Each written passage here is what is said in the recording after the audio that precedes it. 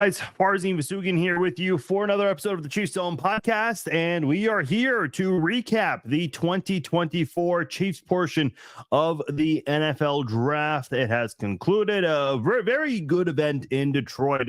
They broke a record for number of attendees, so good on them. Looks like they put together a very good event. So really cool to see. It's always been interesting to see the NFL and where they go, and just the spectacle the NFL draft has turned into, especially the past few years, Vegas and Kansas City and now Detroit. And it just seems like it's getting bigger and bigger. So very cool event held in Detroit. And of course, a lot of people know about it. The draft was a huge deal last year. So good to see there was a good event overall in Detroit. So things to get into on this podcast. Of course, we're going to recap day 3 of the NFL draft for the Kansas City Chiefs and talk about the Chiefs overall in general. I'm not going to spend too much time on Xavier Worthy and Kingsley Suamataia, trying to get that down. But we'll address those picks one more time, but not as much as we did the past couple of nights, because you guys kind of know my thoughts on those two players. But a lot to get into the rest of the draft, as I feel like Veach and company got a very solid draft, providing depth on the team, getting the players they needed to provide a pretty good roster. The Chiefs definitely addressed the offensive line in this draft more than I thought they would. Got some very interesting players up front on that O-line. So a lot of things to get into on this podcast. Also, Clark Hunt spoke for the first time ever since the vote failed on April the 2nd. He had some very interesting comments there. We'll address that. And also Tamba Hali, the newest member of the Kansas City Chiefs Ring of Honor, going to talk about that. He had something to say about what it means to him to get into the Ring of Honor and be part of the Chiefs Hall of Fame. So we'll get into that. I see a lot of you guys are coming into the live chat. Come on in. Let me know your thoughts. Comment below. I want to hear what you guys have to say about this Chiefs draft class. We'll also go over some of the Chiefs undrafted free agents that are being signed. It's kind of like a mad dash right now for teams to contact agents and trying to get a lot of these players who are available right now. So we'll go over that after we recap the 7 picks that the Chiefs had. Just want to make sure it was 7, right? Yeah, 7 total for the Chiefs in this draft class here. Before we move on, I want to let you know this podcast is brought to you by SeatGeek. Go to SeatGeek.com for your ticketing needs, whether you want to go to Major League Baseball game that is fully underway now. If you want to go to any of the NBA playoff games, the NHL playoff games, the NFL schedule will be announced very soon, so be ready for that. I want to go to a concert, MMA event, WWE concert, whatever it is you want to attend, go to SeatGeek.com. And if you're a new SeatGeek customer, you can use my promo code Farzin and you will save $20 off your first purchase from SeatGeek. Go to SeatGeek.com, get the tickets that you want, get your tickets on there, and at checkout, use promo code Farzin to save $20 off your first purchase at SeatGeek. All right. Let's go over the draft. Let's get started here. Xavier Worthy, of course, you had the number 1 pick here.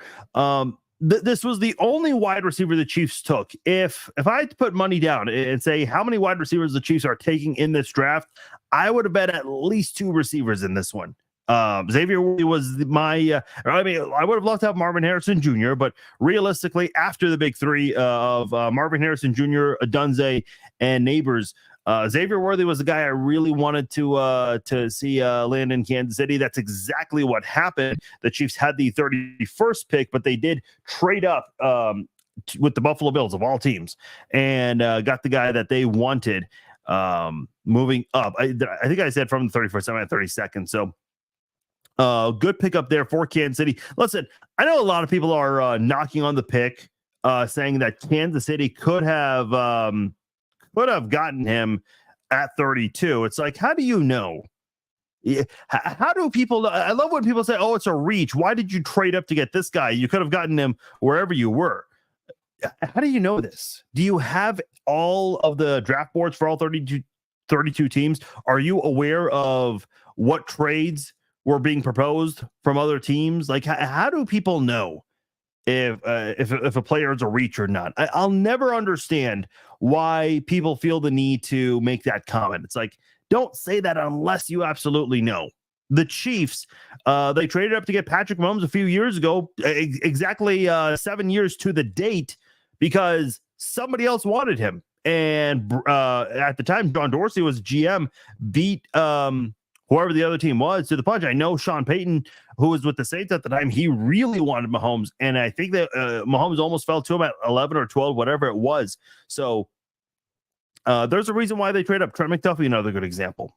They also did it with Kingsley Suamataia in the second round. So there's a reason why the Chiefs make these moves. So let me just say, the other knock on Xavier Worthy is the fact that he is undersized. And listen, I don't disagree. I think he needs to bulk up a little bit. But let me just say this. Let's say he keeps his weight the same. I understand, the level of play, like everyone's bigger, stronger, faster in the NFL. I get it. But it's not like he went up against wimps in college football. There are a lot of hard hitters in college football today.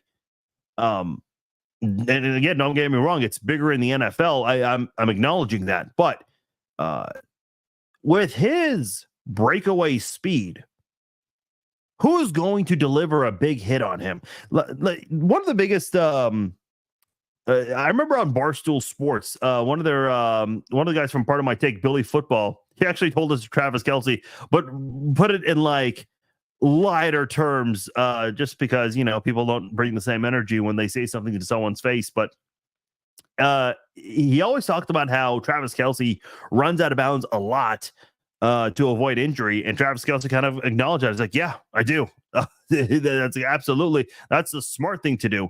And Tyreek Hill did that a lot during his time in Kansas City. He doesn't do it as much in Miami, but something that he does or did a lot of in Kansas City.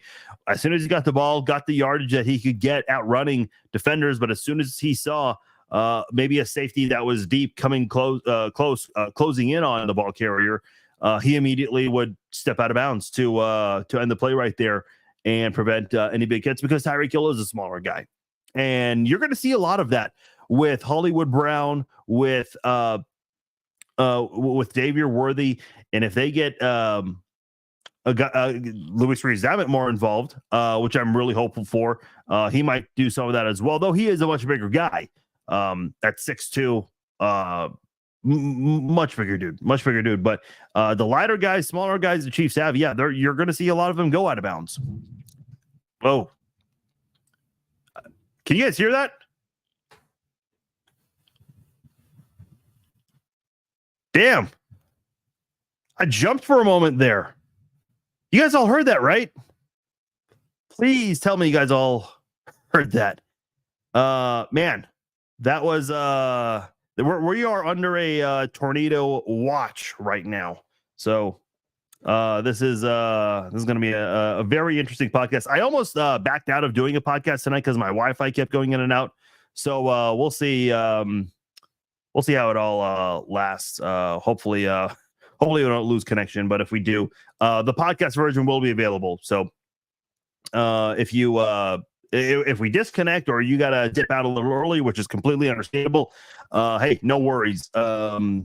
The podcast version will always be available to you for you guys. So listen, the whole thing with Xavier Worthy, it's like, okay, they're going to design a lot of plays to get him out of bounds. He's going to get open a lot. And again, like with the offensive tackles you got a rookie, you got someone who was a third-round pick last year, had some flashes, and you have a right tackle who had an up-and-down year last year. You don't need a Willie Roaf quality type of offensive tackle or an Eric Fisher type of offensive tackle at those two spots, as long as they can give Mahomes enough time, because this is going to be an offense where you're not going to be able to double team whoever you want to double team. And if you do, well, good luck. That strategy is probably going to backfire when you go up against whoever you want to double team, whether it's Kelce, Hollywood, Worthy, whoever it is, because this is going to create a lot of opportunities for other pass catchers on this team. And Nick Wright mentioned something very interesting on Friday afternoon on his show on FS1. And it's a fact that this is actually great news for Isaiah Pacheco, because defenders can no longer stack the box like they did so much of last year against the Chiefs. which I think is a part of the reason why Pacheco did not have a big leap during his sophomore season. There was more pressure on him because the offense, the pass catchers, weren't playing as well as they should have, and the drops played a huge part in that. Whereas now, okay, you have all these speedsters all across the field. You got Travis Kelce, a tight end, of course, that a lot of people need to worry about. And I think a guy like Isaiah Pacheco, this was a pretty good draft for Isaiah Pacheco. Got some good offensive linemen in this one here, though not all of them are expected to start. But the addition of Xavier Worthy definitely going to help expand this offense a little more, and it's going to really make defensive players pick and choose what they want to do. Okay, you guys all heard that. Yeah, for those of you who are in Kansas City, yeah, you definitely are probably hearing the same things as me. So that was just a really loud rumble. Like, I don't think I've heard thunder go on for that long for quite some time. So I was like, wait, is that something else? Or is that no, that's the outdoors. Hope those of you in Nebraska all doing all right. Saw the clip of that twister there. By the way, props to all these storm chasers. Like, I don't know why. Why do you do that?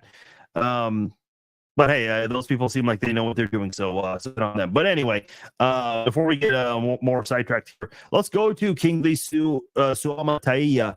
Again, we talked about this, but we'll address this one more time briefly.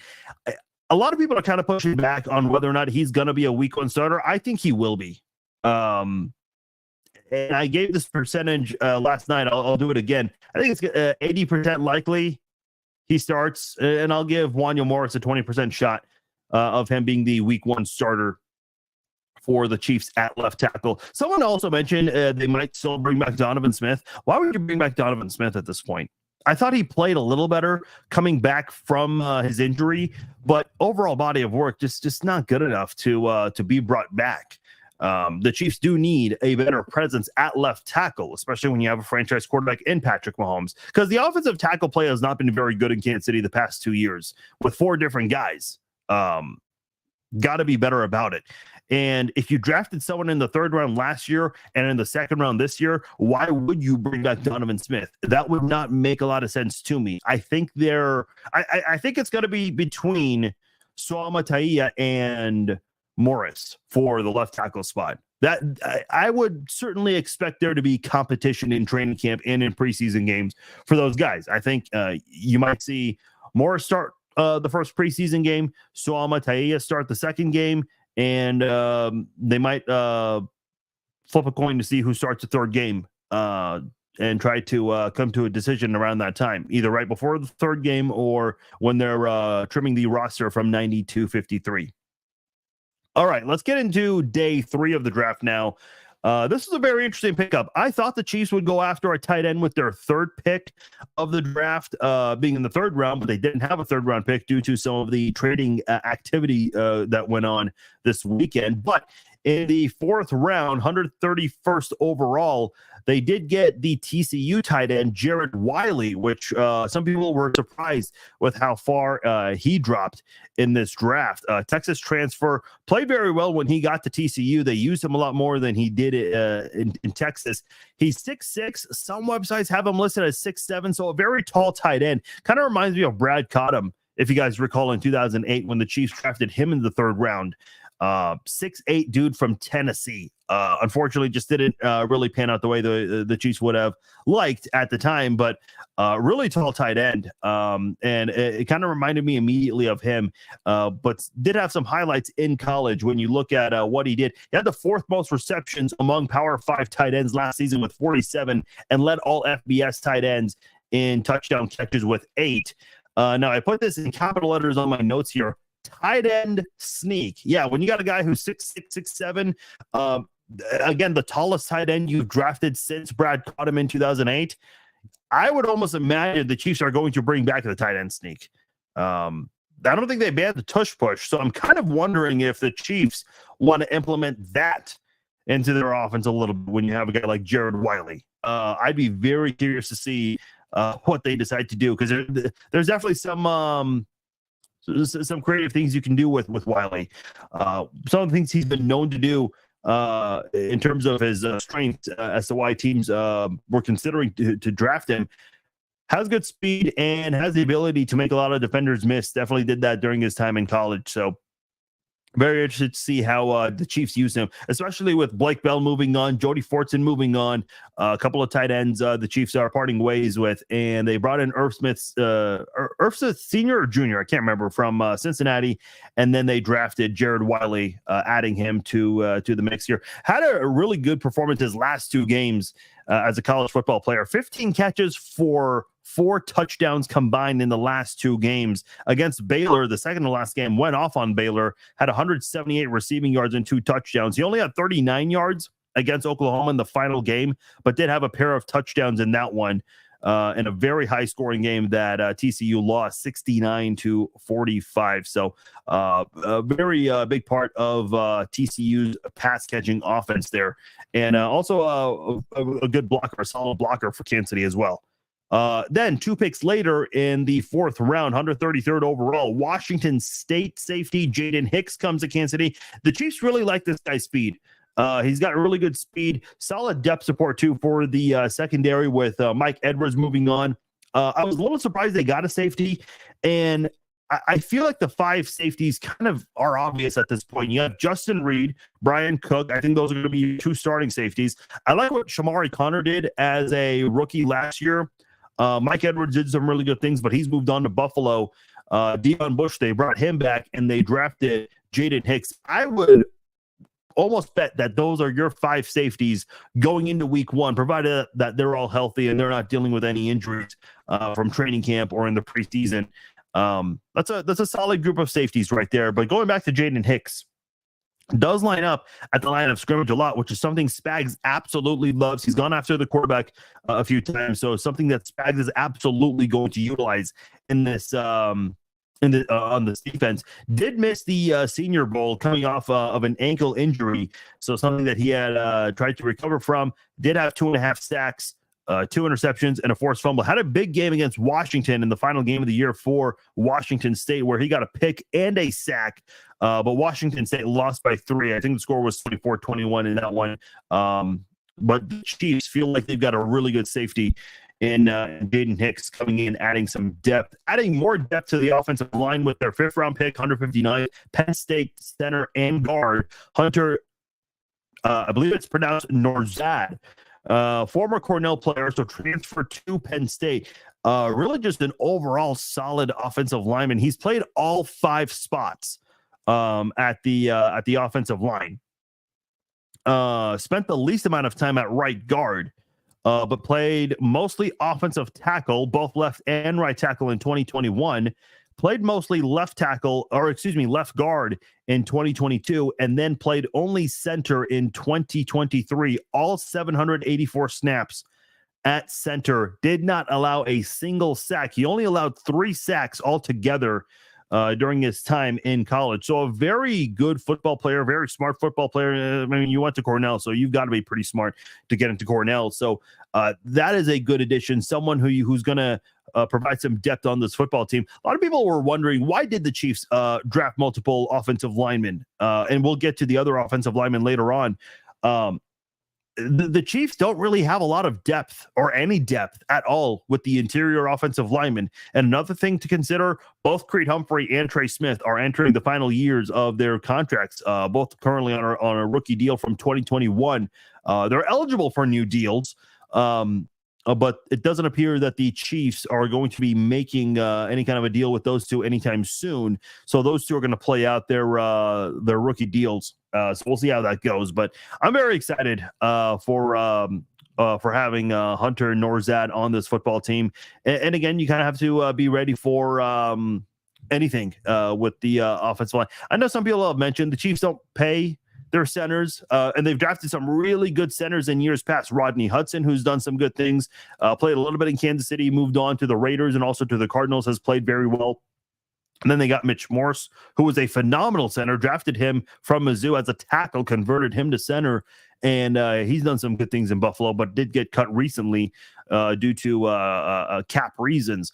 But in general, Kansas City's done a really good job at the center position, now getting Creed Humphrey, but is he going to stay? Not sure. By the way, all of those guys were second-round picks I mentioned, Hudson, Morris, and Humphrey. So Kansas City's had some luck at the center position in recent years. Not able to retain them, but able to replace them right away. So we'll see what the Chiefs want to do with that moving forward.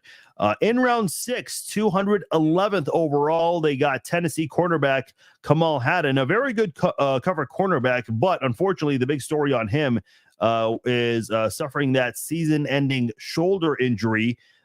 Played 7 games this past year, but was cut short due to the upper body injury. So he had to have surgery on his shoulder, and that sidelined him for the remainder of 2023. He had 1 interception in 2021, 2 in 22, and then 3 in the 7 games he played in 2023.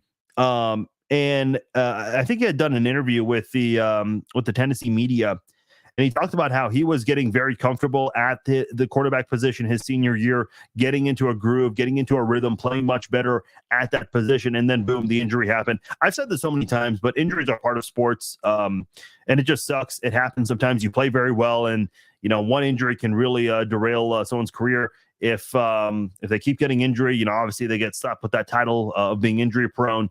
And unfortunately, they just aren't able to recover from that sometime. But in general, though, this is a good pickup. Had he not been injured, a lot of people feel like he could have been a day 2 draft pick. So we'll see if this is something that's going to pay off for Kansas City in the long run, adding to a solid depth, even with L'Jarius Sneed moving on. This is a pretty good pick to add to your quarterback depth. And the Chiefs love the quarterbacks they have that they drafted in 22. Trent McDuffie, of course, an All-Pro already. Josh Williams, Jalen Watson, they provided good depth and played very well their rookie seasons, especially when McDuffie got hurt the first game of the season. So it's good to see the Chiefs try to add a little bit of strength to that cornerback position. And by the way, people were asking, why aren't the Chiefs going after more cornerbacks, or didn't go for a cornerback much sooner? And the reason that is, so they had options here in the offseason. It was either keep L'Jarius Sneed or bring back a majority of their defensive linemen, including Chris Jones. Well, you all know that they signed Chris Jones to a big deal, and they could have kept L'Jarius Sneed for this year, but salary cap wise for 2025 and 2026, not very good. Even though the Chiefs did a good job of trying to free up some cap space, it still kind of is not in the best spot for 2025, which is why I keep saying all the past couple of weeks really is that the Chiefs need to go all in on this three-peat, so that way they can try to win this. And in the future, they might have a little bit of a Super Bowl drought because of the cap space they're dealing with, and might not be a Super Bowl threat for a couple of years while they try to get themselves out of the salary cap situation for the next couple of seasons. So just something to think about there. And plus, L'Jarius Sneed, great quarterback, don't get me wrong. He only takes away one guy, whereas the Chiefs, they brought back their entire defensive line. They have their entire front line of pass rushers and a very strong pass rushing unit. They take away all the receivers, 100%. Pressuring the quarterback, forcing him to throw ill-advised passes, pretty much nullifies all of those pass catchers. You sack them, obviously that just nullifies everything that the offense wants to do. So that's something to consider, because I know a lot of people were talking about that on my Facebook and on my all my social media when people were talking about the draft as it unfolded. All right, let's go to the final pick here in round 7 for the Chiefs. 248th overall from Holy Cross, the guard CJ Hansen. He spent all 3 years at Holy Cross starting at right guard. Very active, didn't miss a lot of time. Run blocking did improve over time a little bit gradually, but pass blocking, phenomenal. Could not have asked for anything better from a guy that started every game at right guard and was pretty much available every time Holy Cross needed him.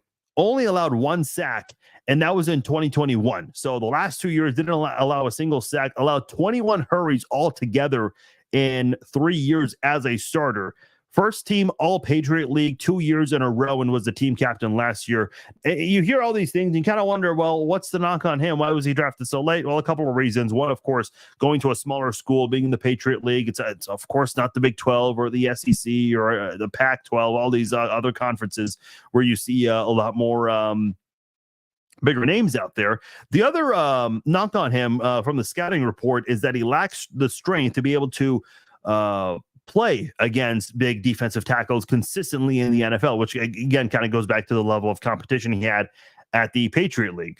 Those are not my words. Those are reports from the all these scouts on NFL.com, CBS Sports, PFF, all these places.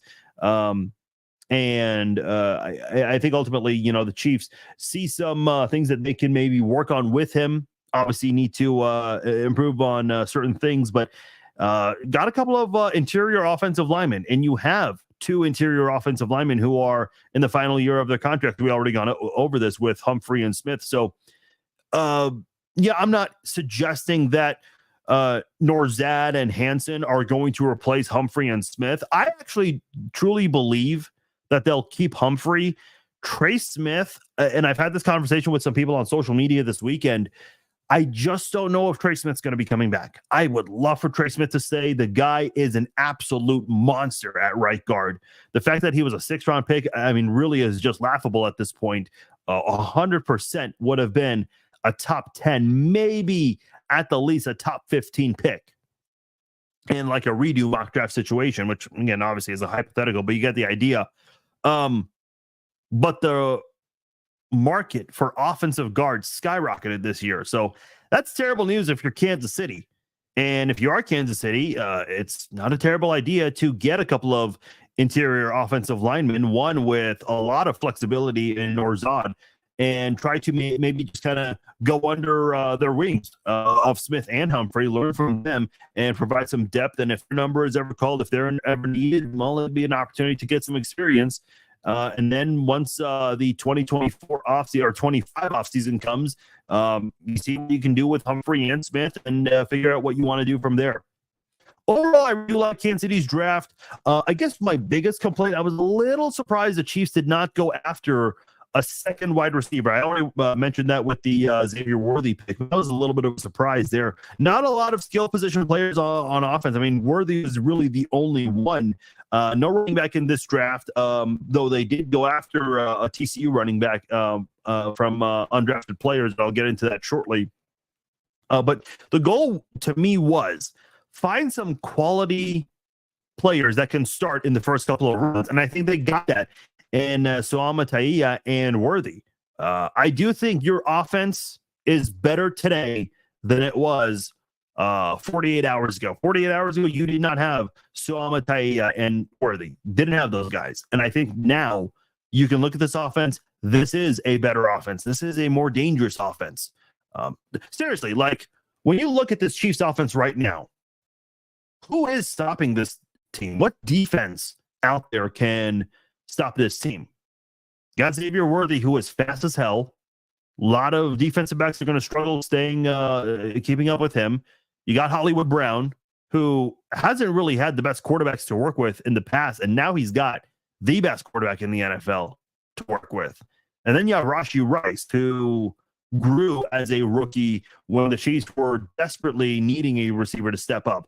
Yes, Rashee Rice does have that suspension looming over him right now. Roger Goodell did say in an interview, I think with ESPN, that they're going to wait for the legal situation to all pan out and for that to be wrapped up.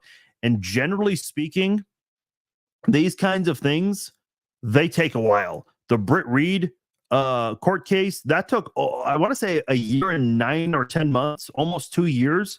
And this is very similar to the Britt Reed matter. So this is not going to be finishing up anytime soon. And if Roger Goodell is going to stay true to his word that he's going to wait for the legal matter to pan out first, then Rashee Rice is probably going to be playing every game this year that he's available for. When I say available, I'm referring to, as long as he doesn't get hurt. So the suspension might not come during the 2024 season or before that. I know a lot of people would like to get an answer now, but I don't think that's going to be the case. If they do wrap up the case quicker than expected, and if he does get suspended, let's say 2, 4, 6, maybe even 8 games, the way I see it is, I still think your offense can take care of things for this season. I think a lot of people are hopeful that Kadarius Toney can improve. I'm not holding my breath on that personally. I know Andy Reid and Brett Veach gave him a public vote of confidence, which is a good thing. You know, that's what Andy Reid does, and I think part of it may be because of Rice's recent activity getting in trouble off the field. But that's who they have on the team right now, and that's someone that they're relying on to step up. Andy Reid's brought this up a couple of times with his injuries. If he stays healthy, then he's going to be a better player, and he's going to be able to perform more. So I don't know. I mean, I guess that's one of those things where I'm kind of at a point. I'll wait and see. Yeah, of course, everyone can excel and play better when they're healthy, 100%. But unfortunately for Kadarius Toney, he's dealt with a lot of injuries in New York and in Kansas City in his short time in the NFL. So we have to kind of wait and see how that goes. But if Rice is suspended a few games, the way I see it is he'll have some time to think about what he did, stay active, stay, work out, stay in shape, maybe even train with Bobby Stroup. You're allowed to do that. I'm sure Bobby Stroup will say, yeah, let's work together because to my understanding is, like, let's say you're suspended 8 games. I guess the first 6 games of those 8, you can't be around the team or have any contact whatsoever. But I think the rules have changed over time where once you get closer to your suspension being up, you can start working out with the team and do some things, but not everything. So I don't have that complete rule in front of me, so don't quote me on that exactly. But I'm sure he's going to be working with Bobby Stroup if he's going to be serving a suspension. And that's a perfect place to be while you let all of this all pan out. And just wait at the end of the day. And then when he comes back, he'll be fresh, ready to go. And Kansas City will get a big boost on offense. That's the way I see it for the Chiefs offense. I'm loving the Chiefs offense. I think your offense right now looks a lot better than it did during the 2023 season. And look, we keep saying that, but they found a way to win the Super Bowl, which is crazy. This offense was not good by its own standards, but they found a way to win the Super Bowl, doing so back to back. And it was, the guys that you least expected it from. Mecole Hardman, who 2 games before fumbled at the 1 against Buffalo. And then 3 weeks later, he catches a big pass to help the Chiefs get into the red zone. And then in another big catch was the walk-off touchdown in overtime against the 49ers. And then the other guy that you had, Marquez Valdes-Scantling, he came through with a touchdown. He stepped up in the postseason 100%, played a lot better, played better in that Bills game with 2 big catches, had the game-sealing catch to advance to the Super Bowl, and then had the touchdown catch against the 49ers in Vegas to win the Super Bowl. So, this is just a unit that, struggled but did step up at times, and they just want more consistency. So that's why they went out and got Hollywood Brown. They went out and got Xavier Worthy. And we'll see what happens with Rice, but this is a very good unit in general. I'm very excited to see this Chiefs offense in 2024. I was about to say 23. Listen, this Chiefs defense, I think, will take a little step back. I don't think it's going to be anything noticeable or drastic. You still have your pass rushers, which is very, very important. You as long as you have that, I think you'll be fine. Even with the loss of L'Jarius Sneed and Willie Gay, you'll be able to have the same defense that you've had essentially last year. I'm very excited to see that. And I think for the first time in a very long time, this team's going to have a strong balance, a very, very strong balance. So I'm very excited to see that. This is going to be a very good season, I think, for the Kansas City Chiefs. What's the latest on Rice? So far, not great. A second lawsuit has now come up, so he's dealing with a lot of that.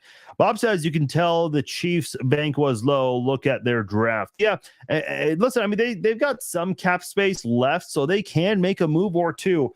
I'm not going to write off Tyler Boyd completely, but I'll say right now it's a slim chance. I think he does return to Cincinnati. I mean, that's not a bad place to go back to, especially if T. Higgins is still there, which I think he will. But he wants to start elsewhere. He wants to get more playing time somewhere else, and I completely understand that. I think the guy is more than capable of being number one wide receiver somewhere else. Here's another guy to keep in mind, and Eric mentions this. And I don't want to call it a loss yet because, he's still out there. He's available.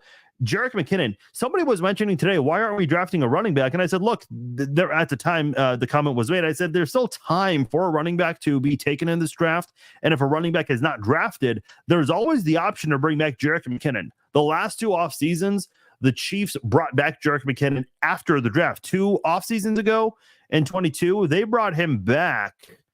I want to say it was like in June or July. So very late in the offseason. Didn't go through the OTAs with the team. So he just got ready for training camp and came back. And then last year, they brought him back just a couple of days after the draft. So don't rule out bringing back Jerick McKinnon completely. I say it's honestly 50-50. Not really sure what's going on. So, he's still available. He's still out there. And listen, Kansas City can utilize multiple running backs. Yeah, this is a pass-heavy offense, 100%, but they're not afraid of finding ways to utilize all of their running backs. They've done it before, and they'll do it again. So I would still expect that from the Chiefs. Ever since the Tampa loss, they have made for sure that Mahomes has quality protection. This is 100% true, Matthew. Look at the results in Veach I Trust. Yeah, that's and again, after that Super Bowl loss, Brett Veach immediately revamped that entire offensive line. And this past year, with all the struggles on offense, specifically with the wide receivers, well, what does he do? He revamps the wide receivers in one offseason, bringing in both Xavier Worthy and Hollywood Brown, which I'm just excited about. I really am. Listen, even if, to go back real quickly to the Rice suspension, even if he's out for a few games, I still think your offense has what it takes to be able to run the unit just fine with Mahomes, Kelsey, Hollywood, Worthy, Pacheco. And I think you have some good depth players too. Clyde Edwards-Helaire is coming back, and I thought he played a little better last year. LRZ, I think he's going to be someone that you'll use for a couple of snaps and use him for speed situations. People are hopeful for Kadarius Toney and Sky Moore maybe improving with some experience under their belt, so we'll see. Yeah, you guys are all dealing with the storm. Yeah, so far no Wi-Fi disconnect here, so that's good, right? Let me let's go over the undrafted free agents that have been brought in. This is all from Charles Goldman over at A to Z Sports. Does some really good things. Used to be with the Chiefs Wire for a very long time. So Christian Roland Wallace, a defensive back from USC, he has signed with the Chiefs. TCU running back Amani Bailey, also in Kansas City. A lot of Big 12 players coming to Kansas City. Very interesting.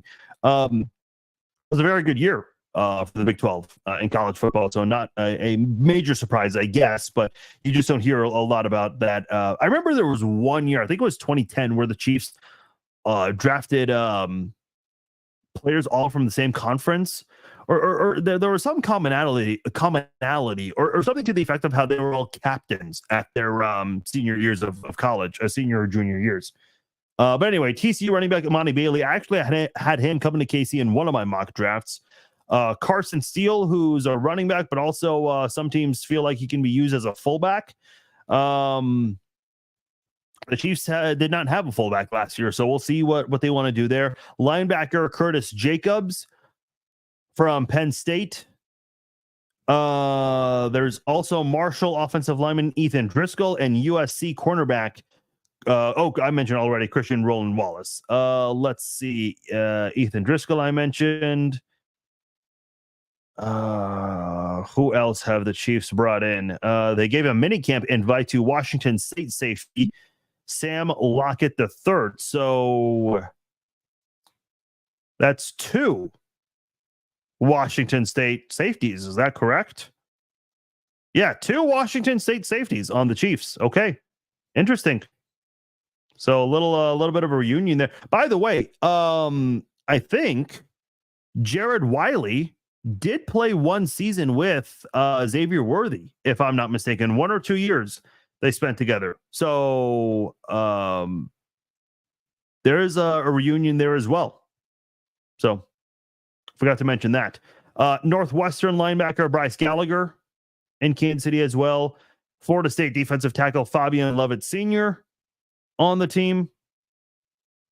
A lot of these are training camp invites, so keep that in mind. This is a very interesting pickup here from James Madison, wide receiver Reggie Brown, who had more than 1,000 receiving yards and 9 touchdowns, getting first team all Sun Belt honors. So 6'1", 195, good deep threat during his time in college. So we'll see what they do there. The Chiefs did get a quarterback, Ole Miss quarterback Spencer Sanders, bringing him in for a minicamp invite. So we'll see how that pans out. Villanova offensive tackle Nick Torres, Ohio linebacker Bryce Houston, another guy. And then I have never heard of this institution before, but East Stroudsburg University. All right, East Stroudsburg University. I where is that? Does anyone know where East Stroudsburg University is? I'm Googling that right now. Where is it? And of course, in East Stroudsburg, Pennsylvania. That's where it would be. Deshaun McCarthy, defensive end, coming to Kansas City as well. That is it for right now. I'm sure there will be more updates later on, but those are the guys for now confirmed to come to Kansas City on at the very least, a rookie camp invite. KU's Jason Bean and Logan signed with the Colts. Oh, good for them. Yeah, I liked Jason Bean and everything he did, filling in for JD6. So that's good. Yeah, I saw Frank Gore going to the Bills. You know who I really wanted was Jalen Coker. He didn't come to Kansas City. Where did Jalen Coker go? I was very shocked he didn't get drafted. I was also shocked Cody Schrader didn't get drafted. Cody Schrader went to Mizzou. I'm sorry, went to the 49ers. Where I saw Jalen Coker was picked up by someone. One of the very first people I saw was signed. The Panthers, that's where he's going. Yeah. That is a very good pickup. A lot of people are actually reacting to that one the most of all the free agent signings I've seen so far, undrafted free agent signings. Listen, I kept saying I would love to have that guy in Kansas City, but he is on his way to Carolina. Okay, a couple other things before we get out of here. Actually, let me read a few more comments, and then I'll react to the Clark Hunt press conference. Let's see. Layla says, I'm pleased with the picks and excited about the offense this season. Yeah, I'm looking forward to seeing what they do. Receivers without Rice, Tony, Worthy, Watson, and Hardman. Well, Hardman's not on the team right now. He may come back. As soon as the Worthy pick happened, he actually took to Instagram and was like, yeah, that might be it for me. Hardman's a fast, talented guy. I'd like for him to come back one more time. I feel like you've got to listen. I honestly, I would rather give McCole Hardman one more chance than go with Kadarius Toney or maybe Sky Moore instead. I mean, I'm sorry, but it's just like Sky Moore's progress in Kansas City has been embarrassingly slow. It really has. He's got to make a big third-year leap, or the Chiefs might cut him after this year. I think. Yeah, he just wanted some money, and he even said during the playoffs when the Bills were beating the Steelers, he says, "Yeah, this is I just played my last game at Arrowhead." Like, why would you say that? Like, while your team is still in the playoffs? I thought that was a little weird. Timothy says A+ draft. Irvin gives them an A. Okay. Good to see some grades there. I don't really go too crazy for grades. Listen, we all know what Patrick Mahomes was graded. He got a C. So we'll see. We'll see what they want to do there. Kyle really likes the tight end pick. Yeah. Talisha says loaded with weapons. Yeah, I definitely think so, especially on offense. The offense is a lot better this year already. Obviously, again, games are not won on paper, so we have to. My biggest wish right now is stay healthy in OTAs, training camp, in the preseason, and just go get ready for that Thursday night game.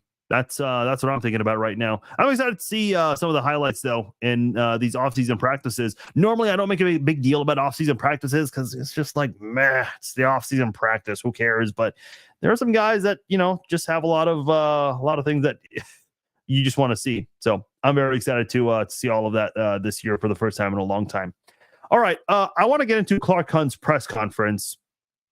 As soon as he opened it up for questions to the media, he immediately was bombarded with the questions about the April 2nd vote, which absolutely did not go in Clark Hunt and John Sherman's way. Not at all.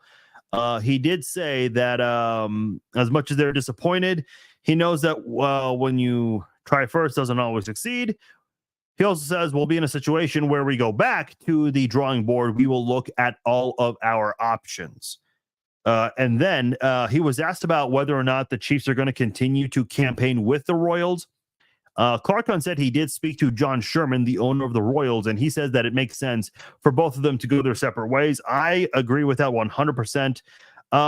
We might be getting to a point now where the Truman Sports Complex might not be a thing anymore, which is, that's sad because if you're like me, I mean, you grew up, your parents would take you there, and that's where you went to Royals games. That's where you went to Chiefs games. And if you want to go to Chiefs and Royals game in the future, in 2031, it might not be in that destination. It might be where the River Market is. It might be where the Legends area is. It might be downtown. I just don't know, like, logistically how that's going to work, and they never explained how. Clark Hunt had some interesting comments, though, as they continue to ask more questions. He did say that he has not been in contact with any officials from the state of Kansas. I call bullshit on that. But he did say that it makes sense to be in a new stadium. And he did also say it could be an outdoor stadium, could be in a dome. Those are words I absolutely did not expect from Clark Hunt at all. Because it was even brought up in the press conference where, they have an emotional attachment to the stadium. It's their favorite place. His father has said Arrowhead is his favorite place on earth. And, I respect that Clark Hunt wants to honor his father's tradition so much. Like, that's respectable. But, man, this is now your team. This is your baby here. Do what you want to do. Do what your heart desires. And when you consider the fact that you're in a division where two of the teams that you visit every year have brand new stadiums. You spent a whole week in Vegas, and I'm sure there were a lot of things that the team was impressed with. And if you're Clark Hunt, you had to have spent that week learning all of the nuances and everything else that the Raiders have with their practice facility and in their stadium at the Vegas Strip, just south on the Vegas Strip. So this is an opportunity, to learn. Clark did address, though, they have 6.5 years left on their lease. Now, you hear 6.5 years, that's a very long time. But in the sense of trying to pick a location, building a stadium, coming to agreement and all of that, that's not very long at all. Okay. Allegiant Stadium, there was a process for that entire thing to be built before being built, I should say. The agreement, the cost, the specific location, that was a process. And then building that stadium took, I want to say, at least 3 to 4 years. So that took some time as well. This is something where you need to get the ball rolling fast. You got to get a plan in place very soon if you want to build a brand new stadium, especially if you want. Here's my thing. If you have a dome, I would prefer that. But the one big issue there is it does take away from one massive tradition, which is flyovers. And I think at that point, you got to consider a retractable roof because you do not want to let go of that tradition at all. Then once the flyover is over, yeah, you go back and you close the roof, as long as it's not a cold game, I guess. So there are some options there. Yeah, it's going to cost money, but boo-hoo, Crimea River, you've got the money for it. And I'm sure a lot of money will be spent by taxpayers in all of this. So Kyle's asking, so they aren't leaving Kansas City, or could the Chiefs move to a different state? Now, when you say Kansas City, when I read that, I'm assuming you're saying Kansas City in general. So KCK, Lee Summit, Independence, Overland Park, all these areas here. Now, unless you're saying KC Mo, I don't know what's going to happen. I've been saying for a long time, the Chiefs are not going to leave where they are. They're certainly not going to leave KC Mo. But I think with what we've seen this month with the vote failing, some of the rumors that have come up, and even today with some of Clark Hunt's comments, I don't think you can dismiss the possibility of the Chiefs moving to the Kansas side. And look, I don't have a dog in this fight. I don't give a shit where they go. I really don't. I just want them to stay in the Kansas City area, and I want them to do it right. That's the biggest thing for me. Steven says, will the stadium vote come up in Jackson County again? It's a really good question. I don't know what they're going to do. I don't know exactly what the rules are. Like, after this vote failed, what can they do in a certain time frame? We're obviously in a year where we have a presidential election coming up. So a lot of people are going to vote this time than they did 4 weeks ago, because naturally, just this is a much bigger vote. It's a presidential election. Now, there are pros and cons to putting something like this on a ballot during a presidential election. Sometimes, like, people feel like it's actually better to have these kinds of things on a ballot during like a springtime ballot rather than a presidential during like a presidential election year. So I'm not exactly sure what is going to happen, Stephen. I know that's not the answer you were hoping for. I think they will make a second attempt, but man, I'm telling you right now, if you want to make a second attempt at this, be 100% clear and transparent from the start. Because all of a sudden, with 2 weeks to go, they started making promises about what they're going to do in the community and housing and all of this shit. And I'm like, why was this not brought up originally? And the clarification that Clark was trying to provide in a letter that went out to Jackson County residents, why was this not clarified sooner? That this was just a horrible campaign from the moment they made it official and announced this. Nothing was clarified. They weren't even willing to talk to Jackson County residents. I just don't know how you can expect people to take you seriously when you're not even willing to address certain matters here, like especially logistics. And the proposal the Chiefs had was just so underwhelming too. For $800 million, wanting 500 from Jackson County taxpayers, I don't know. Like I was not a fan of the renovation ideas at all. I mean, you're better off just building a new stadium instead. Like, save that money for a brand new stadium. The Royals, like, their campaign was a mess. The whole, listen, I love the idea of a downtown stadium. I've said this before and I'll say it again. I would love to own a Lamborghini, a Ferrari, a Corvette. I would love to have 3 or 4 sports cars. But guess what? I don't have the room to have all of that. And I don't want those vehicles to just sit there on my driveway. Logistically speaking, I just can't do that. Don't have the funds for that either. The Royals, they just wanted to pick a spot, plant it right there, claim that they were speaking to the business owners there. I know that was a whole new deal with Casey Tenants on Twitter and all of that. But this was, they just wanted you to trust them and vote yes. They were not willing to provide any logistical explanation as to how they were going to make this work. And you can't do it that way. Would you guys, I mean, listen, we got a presidential election coming up. Okay. I'm assuming a lot of you guys, when it comes to voting for a president, a governor, a mayor, whoever, you want to hear their policies. You want to know what they're all about. You guys are not going to vote for Biden or Trump if they just say, hey, vote for me. I'm not going to share a lot of my policies. I'm just going to ask you to trust me and vote for me. No, you're not going to do that. You want to hear their policies. And again, I know the presidential election, maybe not the best example, but you get the idea with that. So listen, I want the Chiefs and Royals to stay here. I really do. But for crying out loud, like, be better about what you want to do and how you're going to do it. and talk to people. I mean, I get it. You're billionaires and you don't want to come within close proximity to the average person, but be a little open to speaking to the public. Because what I heard on Sports Radio 810 was that they did do some public events, but they weren't even like Jackson County voters. They weren't even talking. I don't even know where the events were, but that's what 810 was reporting. So I don't know. It's kind of it's a weird deal there. And I hope they figure it out and do it right.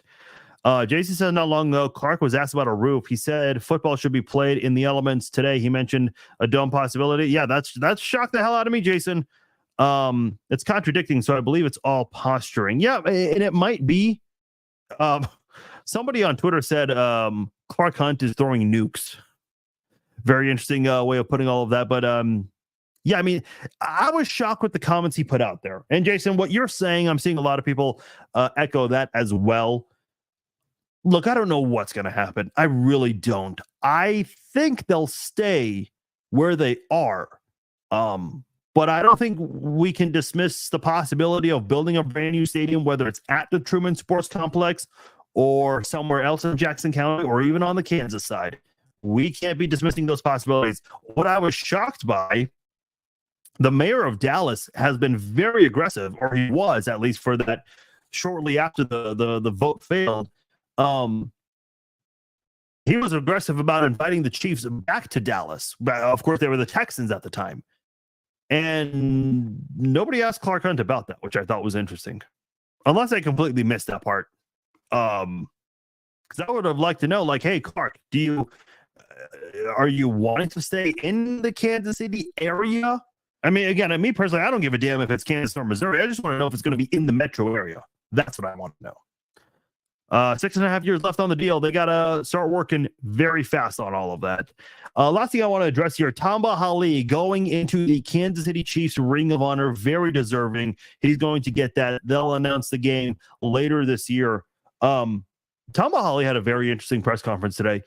During times like that, it would be interesting to talk about the play on the field and everything he went through. And he did. He addressed how, during his time as the Chief, the Chiefs went through multiple general managers, head coaches, a lot of different things. But he spoke a lot about his time and what he had gone through growing up, coming from a third world country, and was even saying like he was literally dodging bullets in Liberia. And, he went from that to now being inducted into, or for now elected into the Chiefs Ring of Honor. And he even said, man, if you just hear that portion of my story, you would never think I'm going into any professional sports team's Ring of Honor.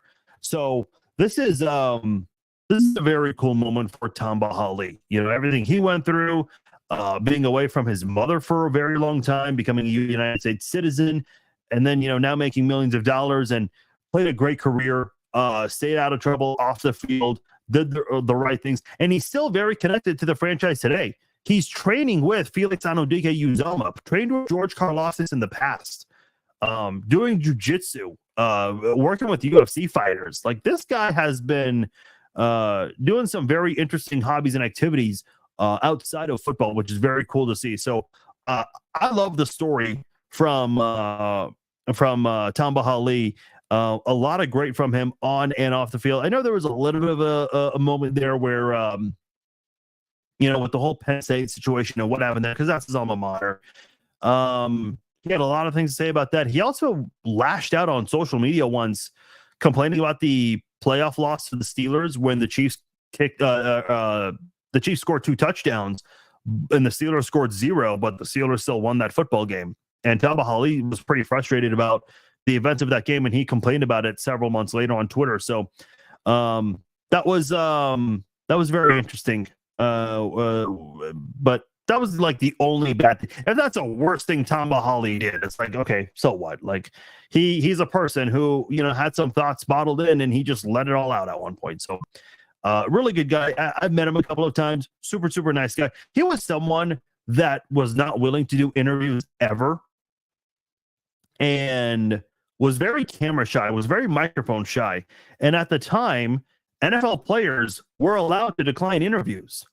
But and I'll even share this story too. I remember Tamba Hali was talking. He was in the locker room once, and I was there at the time covering the team. There was one television reporter who was interviewing him, and usually what happens is whenever someone's being interviewed by their locker by one reporter, a second reporter will go, a third will go, and then you get like 4, 5, 6, 7 others. Everyone else will go there. And as soon as a crowd started to form around Tamba, he's like, yeah, I'm done, man. He just walked away and left the locker room. And I don't know exactly what happened, but he really got better about speaking publicly. I remember when in 2013, when the Chiefs started 9-0, they had their bye week. ESPN has this thing called a car wash. I don't know why it's called a car wash, but essentially what that is, if they have a very special guest, they'll do interviews on like multiple ESPN shows, both on TV and on the radio side, maybe even do some things for like ESPN the magazine, if that's still a thing out there. I don't know. And Tamba Hali was the guy because the Chiefs were 9-0 going into the bye week. So ESPN wanted to talk to someone from the team, and Tamba Hali ended up being that guy. He went and did a bunch of interviews, which was a surprise to me at the time because that was someone who was very camera and microphone shy, and he did a complete 180 in that side of things, which I thought was really cool. I know to a lot of you guys that may not seem like a big deal, but as someone who's been in the locker room and has interviewed players and sometimes has former players on the podcast, that was that was pretty cool to see him be at a place where he's more comfortable just speaking to people in general. So very cool to see a great on and off the field story with Tamba Hali in so many ways. So very deserving, very cool. Tamba Hali in the Chiefs Hall of Honor, Ring of Honor, I should say, and that'll be official later this year. All right, that'll do it for this episode of the Chiefs Zone Podcast. My name is Farzin Vousoughian. Hope you all enjoyed this episode. Covered a lot of ground here with the draft, Clark Hunt's comments, and also Tamba Hali getting into the Ring of Honor. So if you guys enjoyed this podcast, please share the links on YouTube, Facebook, the podcast links on Apple, Spotify, wherever it is you listen to podcasts. Let your friends know about the podcast. And if you guys can, please go to Apple and give the podcast a 5-star rating. Would greatly appreciate it. Make sure you're subscribed to the YouTube channel, youtube.com/the Chiefs Zone. We're getting more video content out there, so please make sure you are subscribed to that as well. All right, guys, I'm Farzin Vousoughian. Thank you all again for joining me for this episode of the podcast. I will talk to you all later. Take care.